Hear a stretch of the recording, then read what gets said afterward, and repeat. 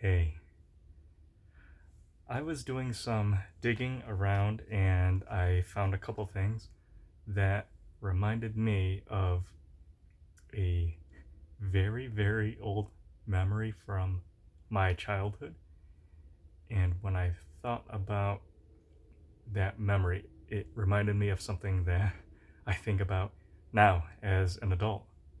So here's what I was searching through, and they are old music CDs. So this one is Soul Calibur, the soundtrack to the game. See? And I remember ordering this one online, like way back in, gosh, what was it, 1999, maybe? Yeah, 1999, when this game came out for the um, Sega Dreamcast. And like it was brand new and people were playing it, and I remember liking the music as much as the game. The game was fun, but it had really good music. So there weren't like e-commerce websites and places that you could go to just order music, like especially like video game music, that you could just order and then have delivered to you in 2 days. These were actually kind of hard to find because maybe you would have to go to like music stores and see if the store's distributor could get these like imported, or you'd have to maybe find like a hobby shop or something that might get anime movies and video games and other like collectibles, and to see if their distributor could also get music CDs. So they weren't easy to get, and I remember asking around and finally finding a place where you could get it. And I said, "Could you order this like special order?" And I paid for it and paid extra for the import and the shipping, and finally got it. So I found this, and then with that, I found another one that I got. This one, Valkyrie Profile 2, and this one is a PlayStation 2 music CD, yeah. And same kind of thing. I liked the music from the game. I like the game also, but music is very good, and I wanted to buy the CD. And of course, this was from, gosh, when was this? 2008, 2009. So, plenty of websites where you could go and buy this and have it shipped to you a lot sooner than back when, I could only get this. So here's what these made me think of is in Valkyrie Profile 2, which is like an action RPG, one of my favorite things about that game is the world map and the world map experience. I think I'll call it. And in the world map, it's like an overview of the explorable world in the instances that you can go to play the game and do the story and monster hunt. And I really liked how Valkyrie Profile 2 did that, because it's the music is very peaceful, and the world map, I mean, you're of course like very, very high, almost like I think the experience that you're supposed to kind of be seeing the world map from is from the Valkyrie who goes to the instances to fight. And I like this. I just like the experience. I like seeing the mountains, the scenery, where the towns and villages are in relation to like the landscape, where the bodies of water are in the forests, and um, kind of in my mind almost imagining how if there were actual people in the world and there was a small village, perhaps by a waterfront, and there might be a large city center or a capital, like through a mountain pass at the center of the map.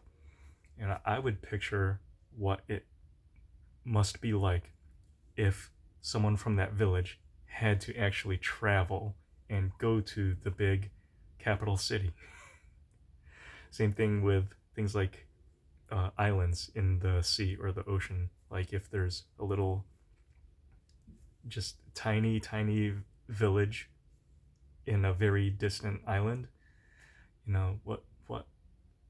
what must it be like for the people in that world to have to maybe go to that island or come from that island to the mainland? So those are the kinds of things I think about when I thought of the Valkyrie Profile 2 like world map. And not just that one. There's another one that I like even more. And that is the Final Fantasy Tactics world map. That's actually my favorite. Like my personal favorite. And one of the reasons is, so in the game, the visual or the artwork, it appears to actually be a map, like a tapestry or like a map like laid out. And on the map are, of course, the pins and the waypoints to represent the different cities and castles and towns, villages, and other explorable areas. Um, so it's different than in Valkyrie Profile 2, where you are seeing it from the perspective of a main character looking down at the world map. In Final Fantasy Tactics, you're more of seeing and experiencing that world almost like a historian or a scholar or someone going into some like old archive and finding like world maps of different areas, continents, or things, and you find the world map of that world, and you roll it out, lay it out on the tabletop, and you're looking down on it like, oh yeah, okay, so this is here and this is here. My favorite part, or my favorite thing about that world map, is when you select a city or castle, there is a little tiny frame that pops up with a picture of the castle or town, and then you get your menu options of travel there or go to the shop to buy items, or go to the what is it? Go to the tavern to get side quests. And I loved the artwork of the castles and villages. I thought they were just really, really beautiful. Almost each one was drawn with like a sunset, a sunset or dusk, or maybe even a sunrise. But the lighting was shining down on the buildings and the homes and the town, like a very, very warm, glowing light from the sky, from a sun that's setting far away.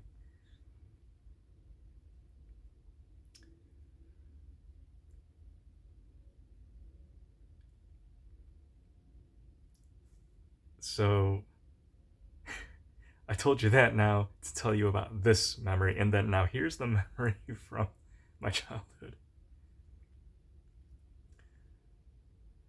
There was a talking cassette player animal called Teddy Ruxpin, and the, so Teddy Ruxpin was a bear with like a stuffed bear, but with a cassette player built into him. And in the back is the tape deck where you put the cassette tape to press play, fast forward, rewind. And the toy has the mechanism to like move the mouth and to move the mouth along with the audio track. So when you play the Teddy Ruxpin story tape, the bear is moving its mouth as if it's telling the story, and then you also have like the Teddy Ruxpin book, right? Well, here, let me not use this, but you'd have the music media, and then you'd have the book. So then what you do is you open the book, and then you follow along with the story to Teddy Ruxpin, playing it like it's an audio cassette. Yeah. So here's what I remember about that. In the Teddy Ruxpin book, I don't have it, but I'm pretty certain I can either buy one online just to have. But at the back of the book was a map. Yeah, and you can look it up if you look up Teddy Ruxpin map or Teddy Ruxpin book map, and you can see it. Guess what? When I saw that map in the back of the book, that became my favorite part of just the whole experience of playing an audio cassette, listening to a story from a talking bear, and then following along with the story in the book. My favorite part was at the very end, after the story ended and the tape shut down. At the back of the book was the map of this character's, Teddy Ruxpin, of this character's world. And I remember seeing all the different places and thinking, this is the coolest thing. Like there's mountains over there, like there's water and a river over here. It looks like there's like a little village or something here, and like maybe there'd be lava or something like really scary over in another part. And I would spend, I imagine,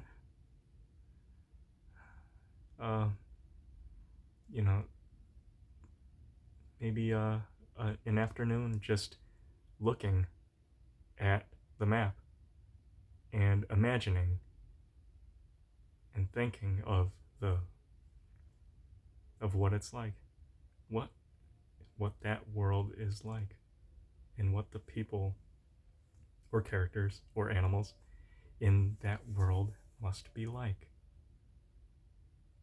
And do the people or the animals from the village, do they go to the scary place? Do they go up into the mountains for any reason or at all? Maybe just to explore and you see the world. That always it was always my favorite part. Wondering about other parts of their worlds and wondering what their lives might be like, their normal lives, like normal everyday lives, like what I'm living right here.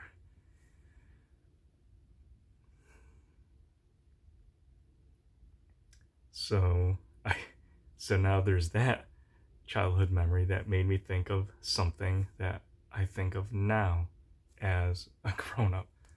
So now we're coming full circle here. I still like maps. I still like thinking about other parts of the world and what an ordinary day must be like for others. I sometimes do that when I have to, say, drive someplace, maybe to visit someone, or if I have to like do a trip or something.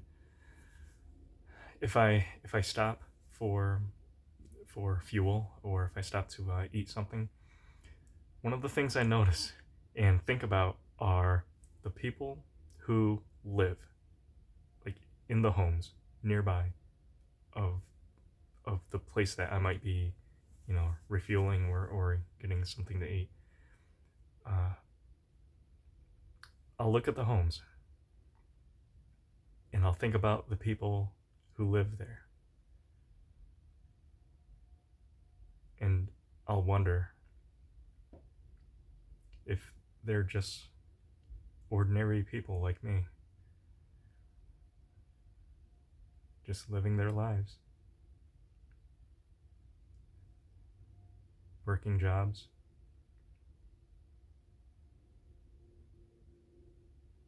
having just their life experiences behind them and ahead of them.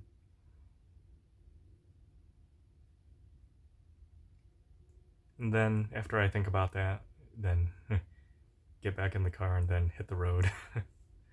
But I have those moments where I think about others, and I think about what we have in common. And oftentimes, what we have in common is that we're all people.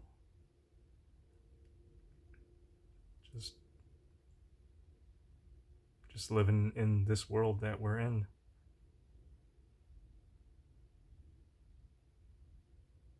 Maybe there's not mountains and volcanoes and forests to explore, but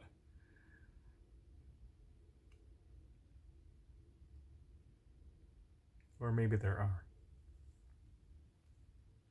So, one more thing. All of that made me think of something else that I just recently learned. Recently, as in like a couple of years ago. And that is the idea of, it's called liminal space. And there are pictures that describe it. So, I mean, I might not explain it perfectly, but liminal space, according to these photos, they are taken of, say, for example, a shopping mall, but the shopping mall is completely empty, and the lights are very dim, and it's at nighttime, or maybe early in the morning, like 6 a.m. before it opens. Another example might be same kind of thing, except a photo of, I don't know, airport or like a train station. And same thing, no people, nothing, just it's empty, and there's some light, but the feeling is it's a feeling of neither being here nor there. It's the idea of being sort of transient or in between. So not at point A, not at point B, but in between point A and point B. So point A might be when the shopping mall is open, open for business and people are there. And point B might be, when the shopping mall closes down for the day and everyone goes home, even the employees. Maybe I explained that wrong, because the photo is actually capturing what's outside point A to point B. It's capturing when nobody's there. Maybe a security guard, that's who took the photo or not. But so I learned about liminal space, and for me, that's one of my favorite things to look at, to think about, and to kind of experience. And I wonder if it might be connected, or if it might have a relationship with liking maps, world maps of fantasy worlds and video games and other places where there might be adventures and stories. I don't know. I might think about that.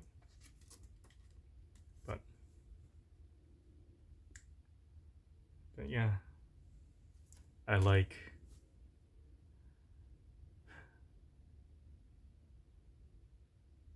Well, you know what? There is one thing that they all have in common, is that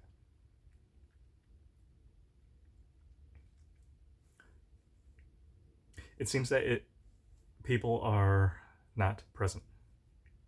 So it's just experiencing time and space and the world without people. And right, in the time that we live in, it almost feels like the opposite, where every moment of your day is there's someone in your life.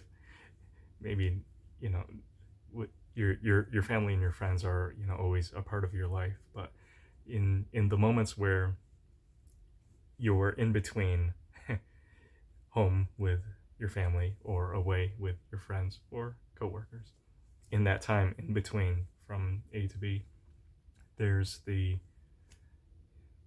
that time where you're going from A to B, and not going. I don't mean going from as in like literally traveling, driving, or walking, or riding a train, but I think I mean time as in the time and space in between these moments.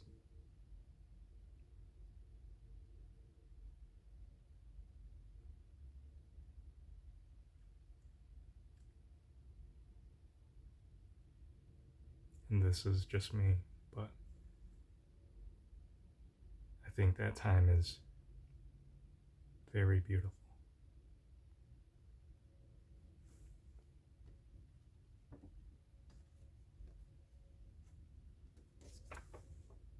Here's the full artwork of the CD.